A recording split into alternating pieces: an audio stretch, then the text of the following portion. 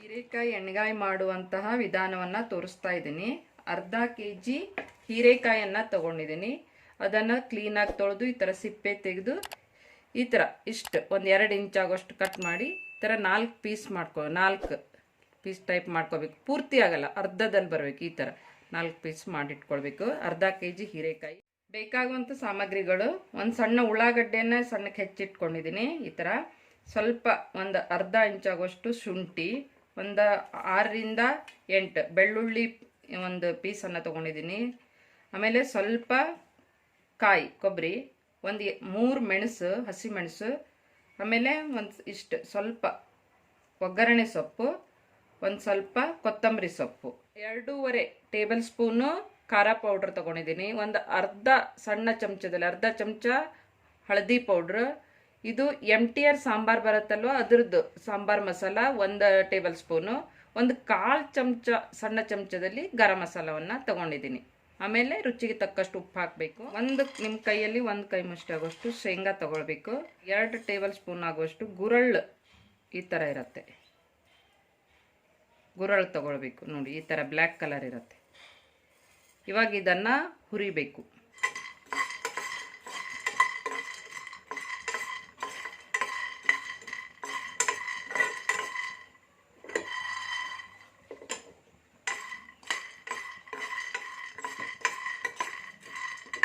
ಈ ಥರ ಶೇಂಗಾ ಹುರ್ಕೊಳ್ಬೇಕು. ಇಷ್ಟು ಸ್ವಲ್ಪ ಕೆಂಪಗಾದ್ರೆ ಸಾಕು. ಇವಾಗ ಗುರಳ್ಳು ತೊಗೊಂಡಿದ್ದೀರಲ್ವ, ಅದನ್ನು ಹಾಕಬೇಕು.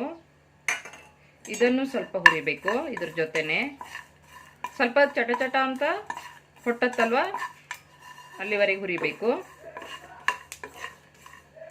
ಇವಾಗ ನೋಡಿ, ಚಟ ಅಂತ ಹೊಡ್ತಾ ಇದೆಯಲ್ಲ, ನೋಡಿ.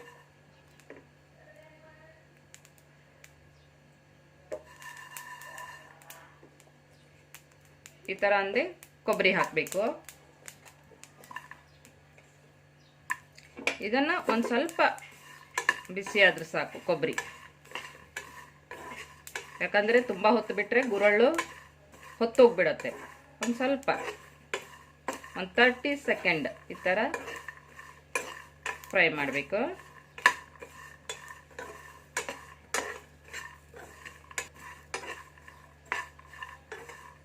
ಒಂದು 30 ಸೆಕೆಂಡ್ ಕೊಬ್ಬರಿ ಹಾಕಿದ್ಮೇಲೆ ಫ್ರೈ ಮಾಡಿದ್ರೆ ಸಾಕಾಗತ್ತೆ. ಈಗ ಇದನ್ನು ಮಿಕ್ಸಿ ರುಬ್ಬಬೇಕು.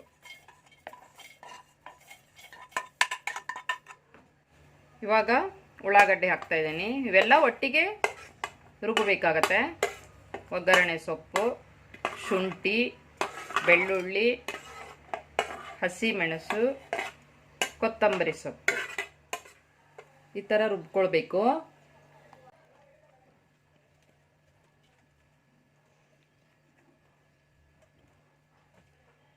ಖಾರ ಪೌಡ್ರ್ ಮತ್ತು ಗರಂ ಮಸಾಲ, ಹಳದಿ ಮತ್ತು ಸಾಂಬಾರ್ ಮಸಾಲ ತೆಗೆದಿಟ್ಟಿದ್ದೀರಲ್ವ, ಇದನ್ನು ಇದಕ್ಕೆ ಮಿಕ್ಸ್ ಮಾಡಬೇಕು.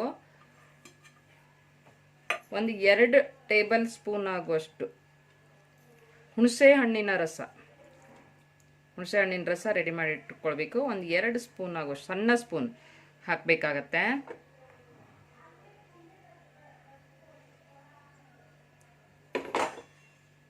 ಸಾಲ್ಟ್ ಹಾಕ್ತಾ ಇದ್ದೇನೆ, ಉಪ್ಪು ಒಂದು ಅರ್ಧ ಚಮಚ, ಸ್ಮಾಲ್ ಚಮಚದಲ್ಲಿ ಒಂದು ಅರ್ಧ ಚಮಚ. ಇದನ್ನು ಚೆನ್ನಾಗಿ ಮಿಕ್ಸ್ ಮಾಡಬೇಕು.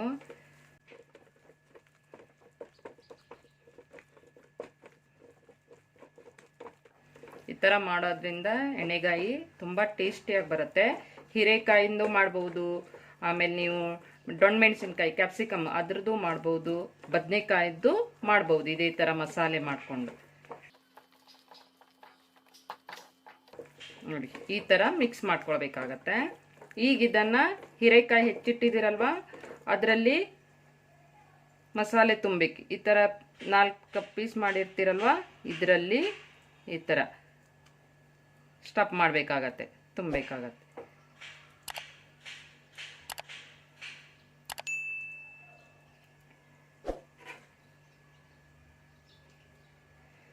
ಈ ಥರ ಚೆನ್ನಾಗಿ ಇದರಲ್ಲಿ ಮಸಾಲೆಯನ್ನು ತುಂಬಬೇಕು.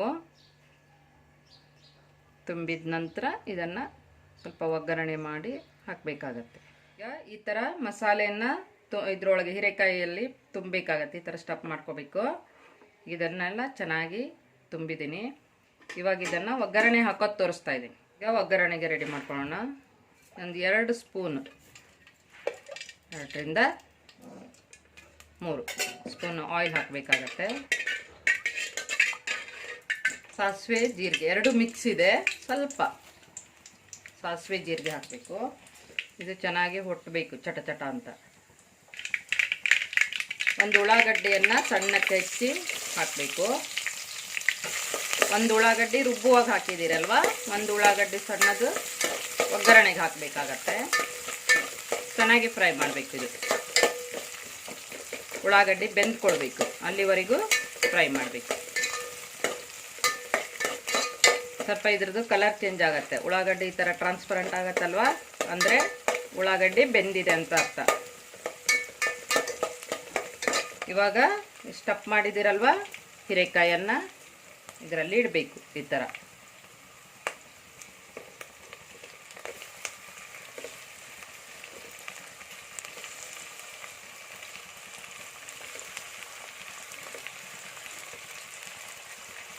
ಇದನ್ನು ಸ್ವಲ್ಪ ಸ್ಲೋ ಆಗಿ ಈ ಥರ ಚಮಚದಿಂದ ಈ ಥರ ಮಾಡಿ, ತುಂಬ ರಫ್ ಆಗಿ ಮಾಡಬಾರ್ದು. ಆ ಥರ ಮಾಡಿದ್ರೆ ಮಸಾಲೆ ಎಲ್ಲ ಹೊರಗೆ ಬಂದುಬಿಡುತ್ತೆ. ಸ್ವಲ್ಪ ಮೇಲೆ ಕೆಳಗೆ ಮಾಡಬೇಕಾಗತ್ತೆ. ಇದು ಒಂದು 2 ನಿಮಿಷ ಫ್ರೈ ಆಗಬೇಕು.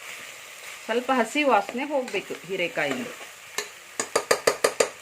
ಇಲ್ಲಾಂದರೆ ಈ ಥರನೂ ಮಾಡ್ಬೋದು.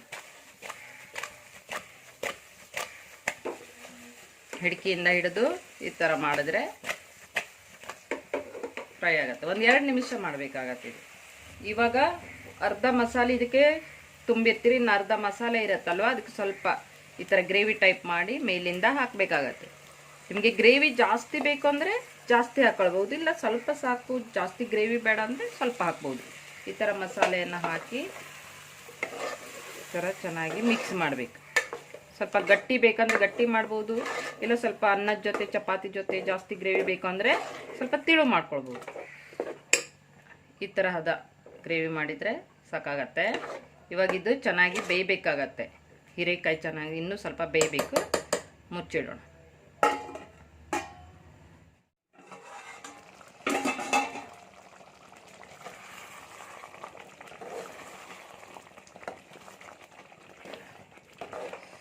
ಈಗ ಬೇಯ್ತಾ ಇದೆ. ಇದಕ್ಕೆ ಮೇಲಿಂದ ಸ್ವಲ್ಪ ಒಗ್ಗರಣೆ ಸೊಪ್ಪನ್ನು ಈ ಥರ ಮಾಡಿ ಹಾಕಬೇಕಾಗತ್ತೆ. ಅಂದರೆ ಇದು ಫ್ಲೇವರ್ ಚೆನ್ನಾಗಿ ಬರುತ್ತೆ, ಟೇಸ್ಟು ಚೆನ್ನಾಗಿ ಬರುತ್ತೆ. ಸ್ವಲ್ಪ ಕೊತ್ತಂಬರಿ ಸೊಪ್ಪನ್ನು ಮೇಲಿಂದ ಹಾಕಿ.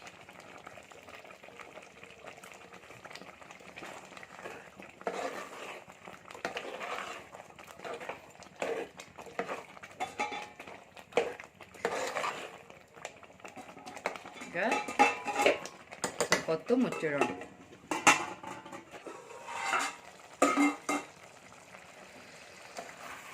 ಇವಾಗ ಹೀರೆಕಾಯಿ ಬೆಂದ್ಕೊಂಡಿದೆ. ರುಚಿಕರವಾದ ಹೀರೆಕಾಯಿ ಎಣ್ಣೆಗಾಯಿ ರೆಡಿ.